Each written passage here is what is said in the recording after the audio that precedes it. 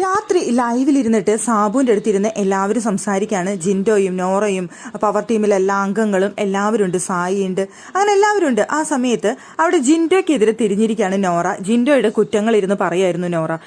അവിടെ ജിൻഡോ കള്ളം മാത്രമാണ് പറയുന്നത്, അങ്ങോട്ടും ഇങ്ങോട്ടും പോയിട്ട് കുശുക്കുന്നു, ഇവിടെ ഗെയിം കളിക്കാൻ അറിയില്ല എന്നൊക്കെ പറഞ്ഞുകൊണ്ട് ജിൻഡോനെ എങ്ങനെ മോശക്കാരനാക്കാൻ പറ്റുമോ അങ്ങനെ ഇരുന്ന് സാബുവിൻ്റെ അടുത്ത് പറഞ്ഞു കൊടുക്കുന്ന സമയത്ത് അവിടെ ജിൻഡോ കയറി ഇടപെട്ടു. ആരാണ് ഈ പറയുന്നത് എന്ന് നോറയുടെ അടുത്ത് ജിൻഡോ ചോദിച്ചു. എന്നിട്ട് പറഞ്ഞു, ആദ്യത്തെ ആഴ്ച കരച്ചിലായിരുന്നു.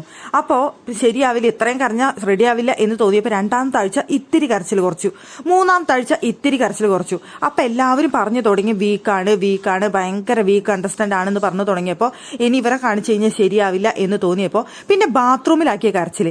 അപ്പോൾ ബാത്റൂമിലിരുന്ന് കരയുമ്പോൾ സൗണ്ട് പുറത്തേക്ക് കേൾക്കും, ആളെ കാണില്ല. അപ്പം ആ കരച്ചിലാണ് പിന്നെ നടത്തിക്കൊണ്ടിരുന്നത്. അങ്ങനെ ഇവിടെ ഗെയിം കളിച്ചുകൊണ്ടിരിക്കുന്ന നോറയാണോ ഈ ഡയലോഗ് മുഴുവൻ പറയുന്നത് എന്നായി ജിൻഡോ.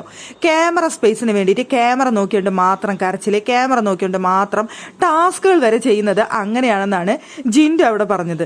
മൊത്തത്തിൽ നോറയുടെ കയ്യിൽ നിന്ന് പോയി. നോറ പറഞ്ഞു, എൻ്റെ കരച്ചിൽ എൻ്റെ കയ്യിലല്ല ഇരിക്കുന്നത്, കണ്ണുനീര് ഇന്നും ഞാൻ കുറേ നേരം കരഞ്ഞു. അത് വിചാരിച്ചിട്ട് അത് വലിയൊരു കുറ്റാണോ? ഒരു അമ്മ പ്രസവിക്കുന്നത് കരഞ്ഞിട്ടല്ലേ? ഒരു അമ്മ പ്രസവിച്ച് ആദ്യം ആ കുഞ്ഞ് കരഞ്ഞിട്ടാണ് പുറത്തു വരുന്നത്. അപ്പൊ കരച്ചിലിന് അങ്ങനെ കുറ്റം പറയാൻ പറ്റില്ല എന്നുള്ളതാണ് നോറയുടെ കണ്ടെത്തൽ.